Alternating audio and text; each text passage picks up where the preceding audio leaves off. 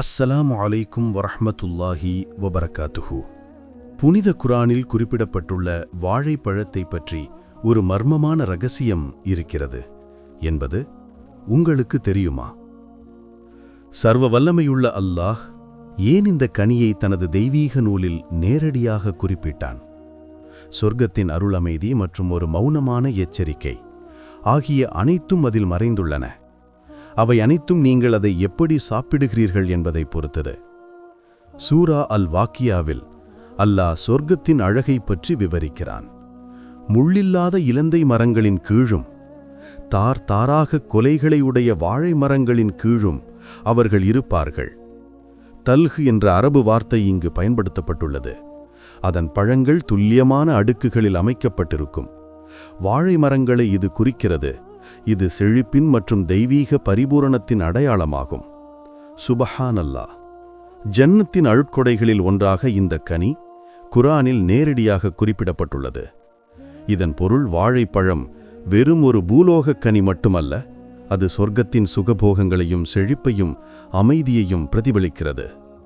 இன்றைய கலந்துரையாடல் உங்களை ஆச்சரியப்படுத்தலாம், ஸ்தம்பிக்க வைக்கலாம், ஏன் உங்கள் தினசரி பழக்க வழக்கங்களை பார்க்கும் விதத்தை கூட மாற்றலாம். ஏனென்றால் சொர்க்கத்தில் ஆசீர்வதிக்கப்பட்ட ஒரு பரிசாக விவரிக்கப்படும் இந்த கனி இவ்வுலகில் தவறான முறையில் உண்ணப்படும்போது ஒரு மௌனமான தீங்கிற்கு காரணமாக மாறுகிறது.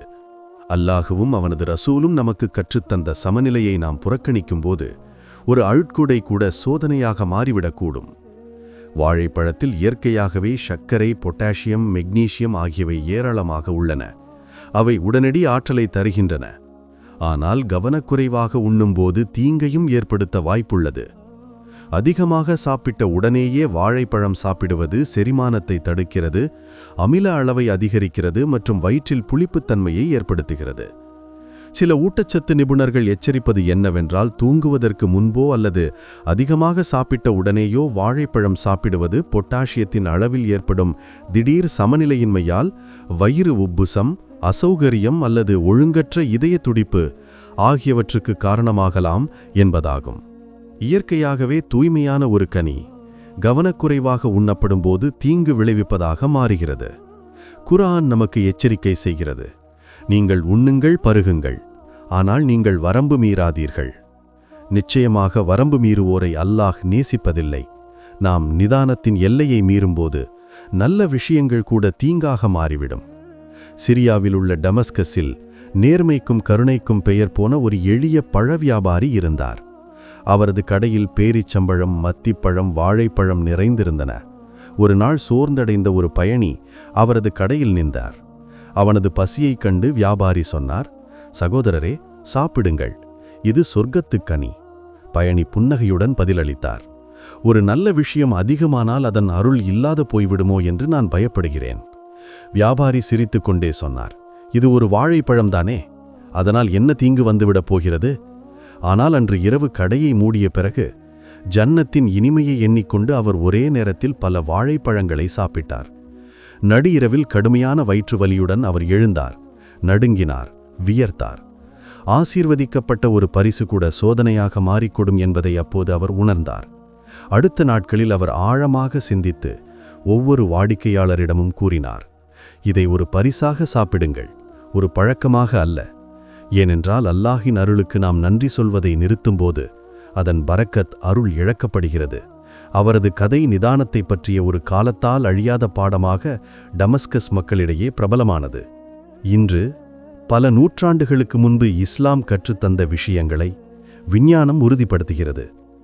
நீங்கள் நீண்ட காலமாக பலவீனமாக உணர்ந்தாலோ அல்லது சிறிய வேலைகளுக்கு பிறகு சோர்வாக உணர்ந்தாலோ நீங்கள் நிச்சயமாக வாழைப்பழத்தை உங்கள் உணவில் சேர்த்துக்கொள்ள வேண்டும். மேலும் உடல் எடை குறைவாக இருந்தாலோ அல்லது எடையை அதிகரிக்க முயற்சித்தாலோ வாழைப்பழம் சேர்ப்பது அற்புதமான பலன்களை தரும். நம் எலும்புகளுக்கு கால்சியம் மிகவும் முக்கியம் என்று நமக்கு தெரியும். ஆனால் வாழைப்பழத்தில் கால்சியம் அதிகமாக இல்லாவிட்டாலும் அவை எலும்புகளை வலுப்படுத்த உதவும் என்பது உங்களுக்கு தெரியுமா? வாழைப்பழத்தில் ஃப்ரக்டோலிகோசாக்கரைடு என்ற ஒரு ஸ்பெஷல் வகை ப்ரீபயோட்டிக் இருக்கிறது. இந்த ஃப்ரக்டோலிகோசாக்கரைடு நம் உடலில் கால்சியம் உறிஞ்சுதலை அதிகரிக்க உதவுகிறது. வேறுவிதமாக கூறினால் நாள்பூரமும் நீங்கள் உண்ணும் உணவுகளிலிருந்து கிடைக்கும் கால்சியம் இந்த ப்ரீபயாட்டிக் காரணமாக மேலும் எளிதாக உறிஞ்சப்பட்டு உங்கள் எலும்புகளை வலுப்படுத்த உதவுகிறது. மேலும் உடலுக்கு தேவையான பொட்டாசியம் வாழைப்பழத்தில் ஏராளமாக உள்ளது. பொட்டாசியம் அதிகமுள்ள உணவுகள் நம் உடலிலிருந்து அதிகப்படியான சோடியத்தை வெளியேற்ற உதவும் என்பது நமக்கு தெரியும். இது உயர் இரத்த அழுத்தம் உள்ளவர்களுக்கு மிகவும் பயனுள்ளதாக இருக்கிறது. இது அதை கட்டுப்படுத்த உதவுகிறது. எனவே நீங்கள் உயர் இரத்த அழுத்த நோயாளியாக இருந்தால் உங்கள் தினசரி உணவில் வாழைப்பழத்தை சேர்ப்பது அவசியம். நன்கு பழுத்த வாழைப்பழம் வயிற்றில் உள்ள அமிலத்தை சமநிலைப்படுத்த உதவுகிறது. மேலும் செரிமானத்தை மேம்படுத்த உதவும் பெக்டின் என்ற ஒரு ஸ்பெஷல் வகை கரையும் நார்ச்சத்தும் இவற்றில் இருக்கிறது. எனவே நீங்கள் செரிமான பிரச்சனைகளை உள்ளவராக இருந்தாலோ அல்லது உங்கள் செரிமானத்தை மேம்படுத்த விரும்பினாலோ தினமும் ஒரு வாழைப்பழம் சாப்பிட்டு பாருங்கள். வாழைப்பழத்தில் இரும்புச்சத்து ஏராளமாக உள்ளது. இது இரத்தத்தில் ஹீமோகுளோபின் அளவை அதிகரிக்க உதவுகிறது. சிவப்பு இரத்த அணுக்களின் எண்ணிக்கையையும் அதிகரிக்க உதவுகிறது. எனவே நீங்கள் இரத்த சோகை நோயாளியாகவோ அல்லது இரத்த குறைபாட்டால் பாதிக்கப்பட்டவராகவோ இருந்தால் உங்கள் தினசரி உணவில் 1 அல்லது 2 வாழைப்பழங்களை சேர்த்துக் கொள்ளுங்கள். வயிற்றுப்போக்கு ஏற்படும் போது உடற் கணிசமான அளவு பொட்டாசியத்தை இழக்கிறது. இது பலவீனத்திற்கு வழிவகுக்கிறது. வயிற்றுப்போக்கு உள்ள நோயாளிக்கு வாழைப்பழம் கொடுப்பது உடலில் பொட்டாசியம் அளவை பராமரிக்க உதவுகிறது. மேலும் வாழைப்பழத்தில் 70 to 75% நீர்ச்சத்து உள்ளது. இது உடலில் நீர்ச்சத்தை பராமரிக்க உதவுகிறது. இது வயிற்றுப்போக்கு உள்ள நோயாளிகளுக்கு மிகவும் முக்கியமானது. முன்பு விவாதித்தது போல வாழைப்பழத்தில் பொட்டாசியம் ஏராளமாக உள்ளது. எனவே தொடர்ந்து உடற்பயிற்சி செய்பவர்களுக்கோ அல்லது தசைகளை வலுப்படுத்த விரும்புபவர்களுக்கோ உடற்பயிற்சிக்கு பிறகு ஒரு வாழைப்பழம் சாப்பிடுவது நன்மை பயக்கும். பொட்டாசியம் தசைகளின் மீட்சிக்கும் உதவுகிறது. தசைகளை மேலும் வலுப்படுத்துவதற்கும் உதவுகிறது. மேலும் வாழைப்பழத்தில் உள்ள அதிக கலோரி உள்ளடக்கம் உடற்பயிற்சியின் போது விரைவில் சோர்வடைவதை தடுக்கிறது. இது அதிக நேரம் உடற்பயிற்சி செய்ய அனுமதிக்கிறது. வாழைப்பழத்தில் டிரிப்டோஃபான் என்ற ஒரு சிறப்பு அமினோ அமிலம் உள்ளது. டிரிப்டோஃபான் உடலில் செரோட்டோனின் அளவை அதிகரிக்க உதவுகிறது. செரோட்டோனின் ஒரு முக்கியமான நரம்பிய கடத்தி நியூரோ டிரான்ஸ்மிட்டர் ஆகும். இதன் உயர் அளவு மனநிலை மாற்றங்கள் மற்றும் பல்வேறு மனப்பிரச்சனைகளை தவிர்க்க உதவுகிறது. எனவே நீங்கள் மனநிலை மாற்றங்கள், மன அழுத்தம் அல்லது பதட்டம் ஆகியவற்றுடன் போராடுகிறீர்கள் என்றால் உங்கள் தினசரி உணவில் 1 அல்லது 2 வாழைப்பழங்களை சேர்த்துக் கொள்ளுங்கள்.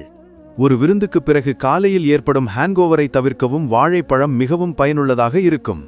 பாலும் வாழைப்பழமும் சேர்த்து நீங்கள் ஒரு ஸ்மூதி அல்லது ஷேக் செய்யலாம். நீங்கள் படிப்படியாக நிவாரணம் பெறுவீர்கள். தூக்கத்தை ஊக்குவிக்கும் magnesium, potassium, tryptophan, vitamin B6 போன்ற ஊட்டச்சத்துக்களால் நிறைந்துள்ளது வாழைப்பழம். உங்களுக்கு தூக்கமின்மை இருந்தால் உணவில் வாழைப்பழம் சேர்ப்பது நன்மை பயக்கும். நீண்டகாலமாக புகைப்பிடிப்பவர்களுக்கும் வாழைப்பழம் மிகவும் பயனுள்ளதாக இருக்கும். வாழைப்பழத்தில் உள்ள பொட்டாசியம், மெக்னீசியம், வைட்டமின் B6 ஆகியவை நிக்கோட்டினின் தீய விளைவுகளை குறைக்க உதவுகின்றன. புகைப்பிடிக்கும் பழக்கத்தை குறைக்க வாழைப்பழத்தால் முடியும் என்று ஆய்வுகள் நிரூபித்துள்ளன. வாழைப்பழத்தின் தோல் அரிப்பு மற்றும் வெயிலால் ஏற்படும் பாதிப்புகளுக்கு நிவாரணம் அளிக்கும் என்று நிபுணர்கள் கூறுகின்றனர். அதாவது பூச்சிக்கடி, சிறிய தீக்காயங்கள் அல்லது வெயிலால் பாதிக்கப்பட்ட சருமம் ஆகியவற்றுக்கு இது மிகவும் பயனுள்ளதாக இருக்கும். தோலின் உட்பகுதியை பாதிக்கப்பட்ட இடத்தில் வைத்து மெதுவாக அழுத்தவும். நிவாரணம் உணரும் வரை இந்த செயல்முறையை தொடரவும். முகப்பரு தழும்புகள், சருமத்தில் உள்ள மெல்லிய கோடுகள் ஆகியவற்றுக்கு வாழைப்பழத்தோலை பயன்படுத்தலாம். வைட்டமின்கள் A, B, C, E ஆகியவற்றுடன் ஜிங்க் மற்றும் இரும்புச்சத்தும் இதில் உள்ளன. இதை சருமத்தில் தேய்ப்பது முகப்பரு மற்றும் தழும்புகளை குறைக்க உதவுகிறது. அதிக நேரம் தேய்த்தால் சருமத்தில் உள்ள அழுக்கு காரணமாக நிறம் கருமையாகலாம். 10 நிமிடங்கள் வரை செயல்முறையை தொடரவும். தேவைப்பட்டால் புதிய தோலை பயன்படுத்தவும். இரவில் பாதிக்கப்பட்ட இடத்தில் உட்பகுதியை தவறாமல் தேய்ப்பது சில நாட்களில் மெல்லிய கோடுகளை குறைக்க உதவும்.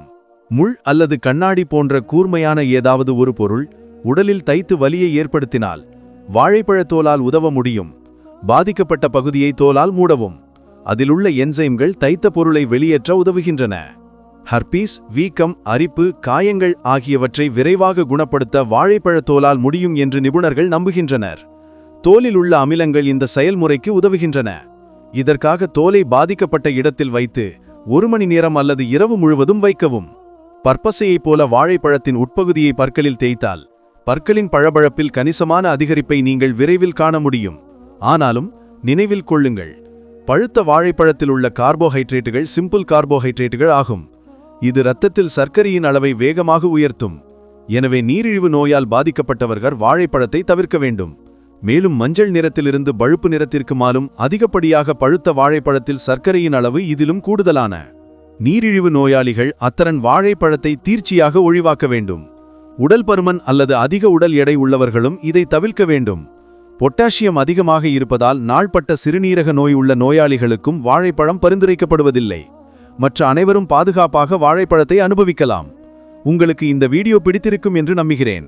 பிடித்திருந்தால் லைக் செய்யவும், கமெண்ட் செய்யவும், ஷேர் செய்யவும், சப்ஸ்கிரைப் செய்யவும் மறக்காதீர்கள்.